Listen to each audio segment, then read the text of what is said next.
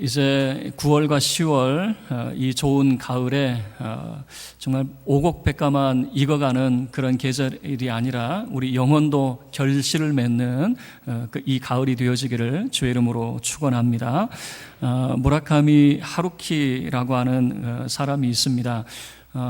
이제 제가 이제 청년 시절에 이 사람 모르면 거의 간첩이다 싶을 정도로, 그래서 별로 이제 좋아하는 건 아닌데 하도 친구들이 말을 하니까 저도 그 책을 읽어본 이제 그런 경험이 있죠. 근데 이 분이 상실의 시대라고 하는 그 내용 중에서 인생을 비스킷통이라고 하는 것으로, 그러니까 우리가 먹는 비스킷 있잖아요. 인생이 왜 비스킷통이냐? 거기에는 내가 좋아하는 비스킷도 있고 또 싫어하는 비스킷이 있잖아요. 그런데 여러분은 어떤 거 먼저 먹어요? 예를 들면 좋아하는 것만 먹다 보면 나중에 남는 거 뭐밖에 안 남아요? 싫어하는 것만 남겠죠. 또 반대로 내가 싫어하는 것만 먹으면 나중에 어떤 것만 남을까요? 내가 좋아하는 것만 남겠죠. 그래서 그가 괴로운 일이 생기면 항상 비스킷과 같다, 그렇게 생각을 한다는 거예요. 지금 이걸 겪어두면 나중에는 편해질 것이다 라고 이렇게 생각을 한다는 거죠.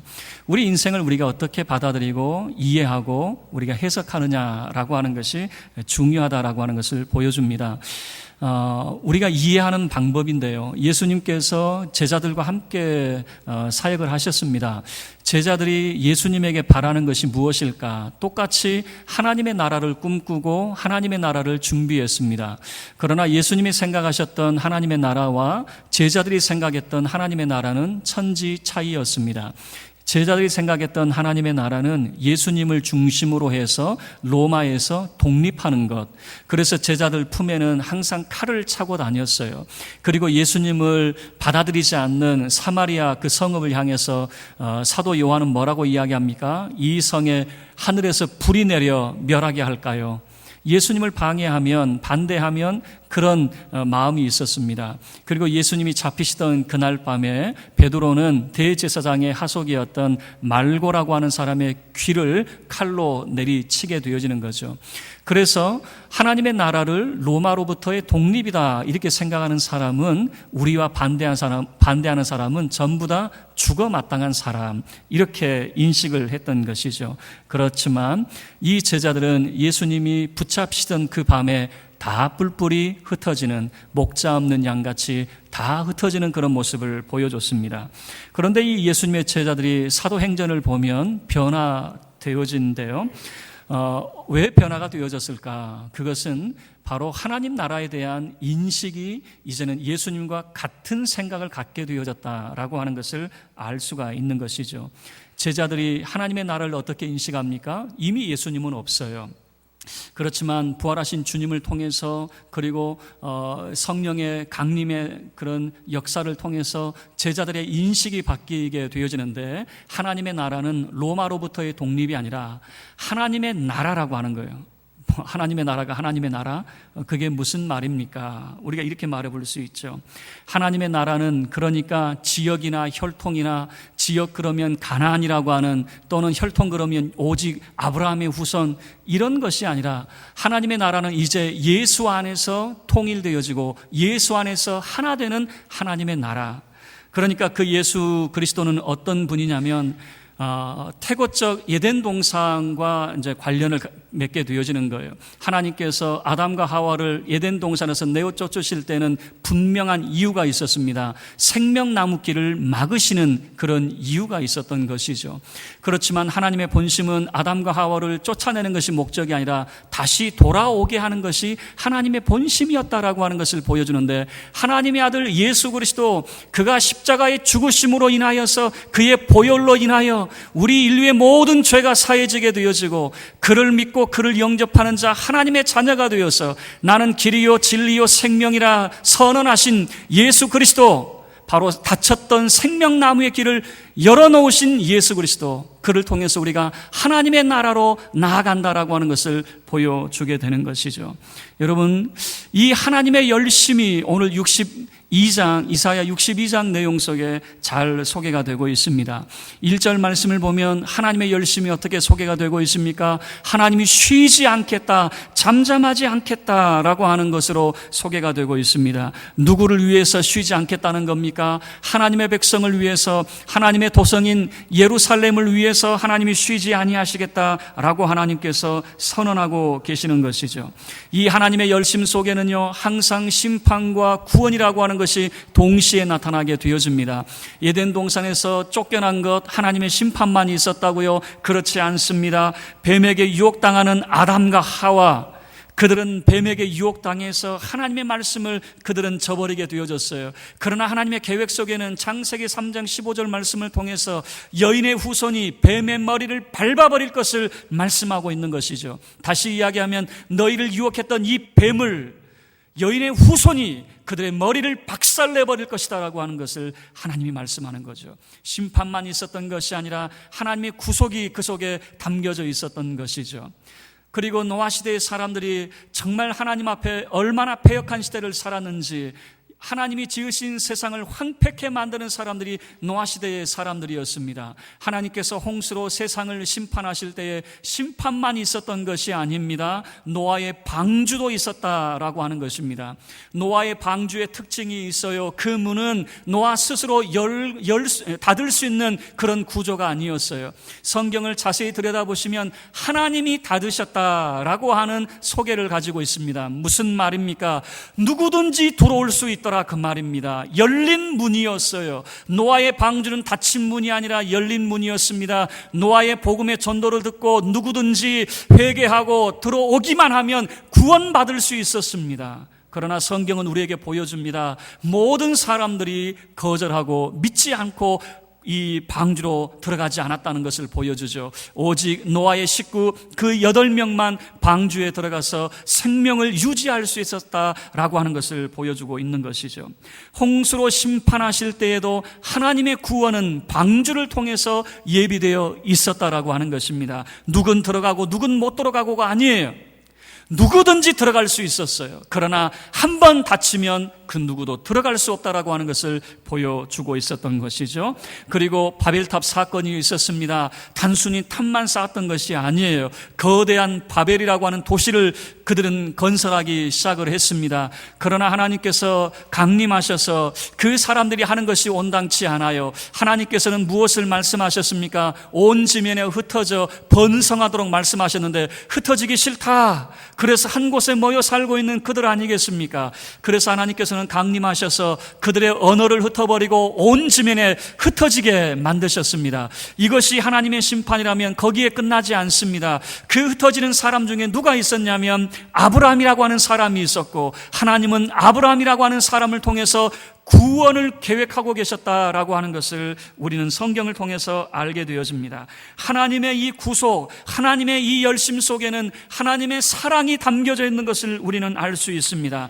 하나님은 단 한 번도 하나님의 나라를 포기하신 적이 없다라고 하는 것을 우리에게 보여주고 있다라고 하는 겁니다. 만약에 하나님의 나라를 포기하셨다면 우리 인류에게는 희망이 없었을 것입니다. 우리 인류에게는 더 이상 소망이 없었을 것입니다.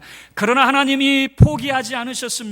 그리고 하나님이 자기 선언을 하십니다. 하나님께서 그 독생자 예수 그리스도 자기 아들을 우리를 위해서 주시기까지 내가 너희를 사랑한다. 하나님이 우리에게 말씀하여 주시는 것이죠.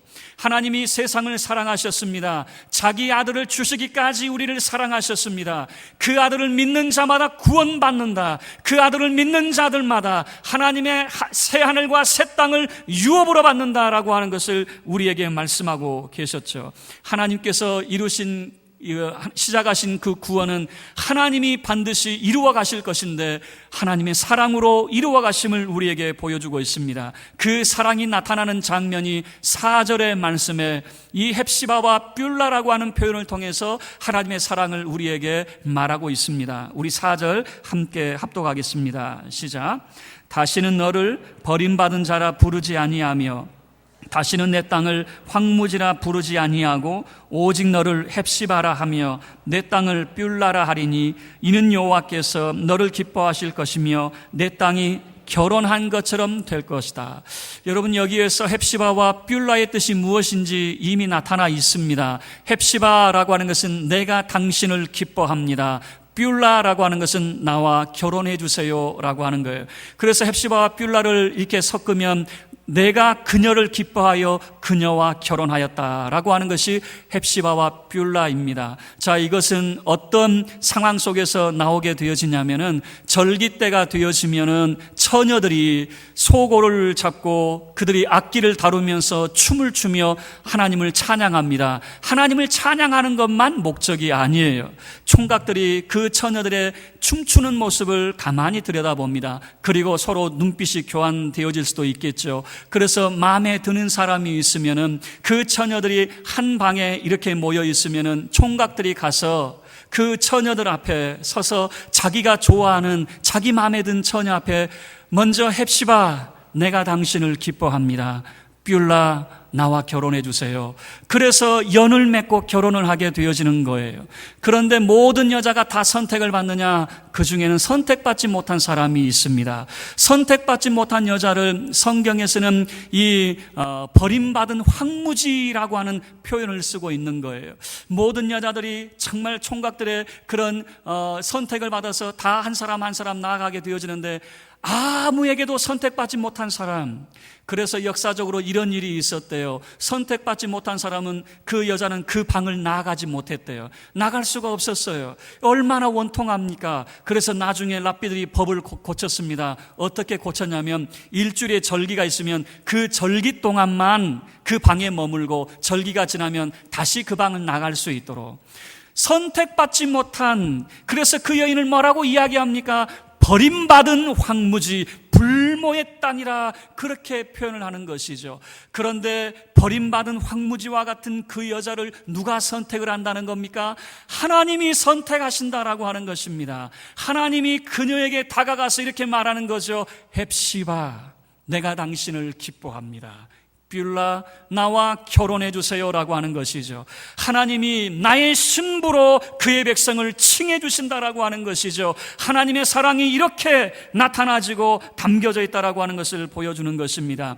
그녀를 선택하는, 하나님의 백성을 선택하신 분이 누구더냐 그 말입니다. 하나님 자신이 교회를 하나님의 신부로 선택하시고 하나님께서 친히 구원하시겠다라고 하는 것을 보여주시는데, 1절 말씀에서는 그 구원을 이룰 때까지 쉬지 아니하겠다라고 하나님께서 말씀하고 있더라라고 하는 겁니다. 그 구원을 이루어 가신 하나님이 쉬지 않겠대요. 그러면서 그의 백성에게 당부하시는 두 가지 말씀이 있습니다. 먼저 6절부터 9절까지의 말씀은 먼저 기도하라라고 하는 겁니다. 하나님의 백성들은 두 손 뒷짐지고 하나님이 시작하셨으니까 혼자 알아서 다 하세요, 이게 아니란 말이에요.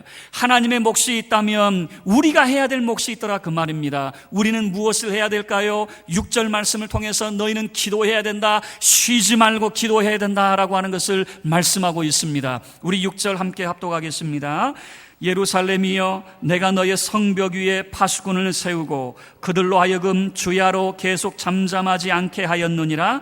너희 여호와로 기억하게 하시는 자들아, 너희는 쉬지 말며라고 하는 거예요.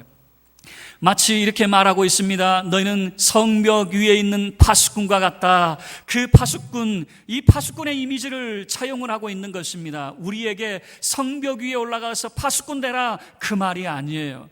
사람들이 말씀을 읽을 때에 참 무지하게 말씀을 받아들입니다. 그래서 하나님이 성벽 위에서 올라가라고 그랬다, 그래서 성벽 위에 올라가서 기도해야 된다, 성전 꼭대기에 올라가서 기도해야 된다, 그런 말이 아니에요.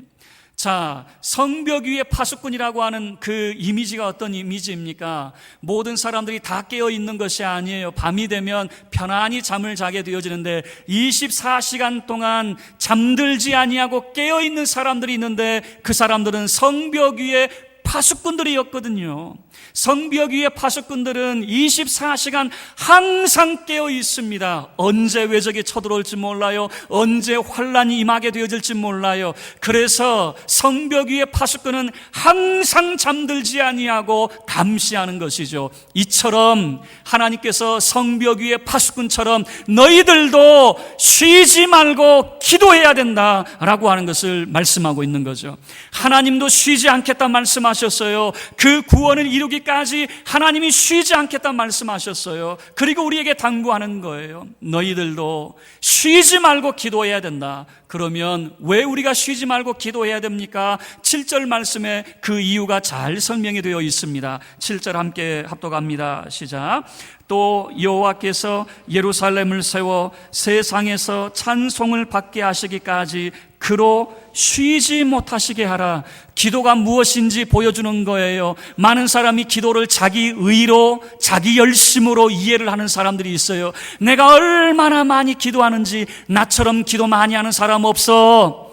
기도가 마치 자기 열심과 자기 의로 바뀌어진 사람이 있어요. 그러나 성경은 기도가 무엇인지 보여주고 있어요. 하나님으로 하여금 쉬지 않게 하는 것이 기도더라라고 하는 것입니다. 그 기도가 무엇입니까? 그 기도를 통해서 예루살렘을 세워라고 하는 것이죠. 하나님의 도성이 재건되어지는 것입니다. 하나님의 도성이 버림받은 도성이 아니라 하나님의 은총의 도성이, 하나님의 영광이 나타나는 도시로 만들어야 된다라고 하는 것을 보여주고 있는 것이죠. 왜 우리가 쉬지 말고 기도해야 됩니까?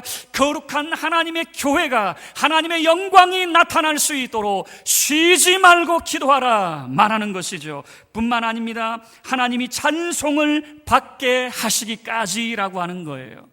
하나님이 찬송을 받으시기까지 온 세상에서, 온 열방에서 하나님의 이름이 찬송받으시기까지 우리가 해야 될 것이 있다면 쉬지 말고 기도하라라고 하는 것입니다. 교회가 열악하면 어떤 모습입니까? 교회 밖에 있는 사람들은요, 교회를 향해서 욕합니다. 하나님을 욕합니다. 그 교회에 하나님이 계시나 안 계시나 그렇게 판단을 하게 되어지는 거예요. 여러분, 이것은 우리의 수치요, 우리의 부끄러움이 되어지는 것이에요.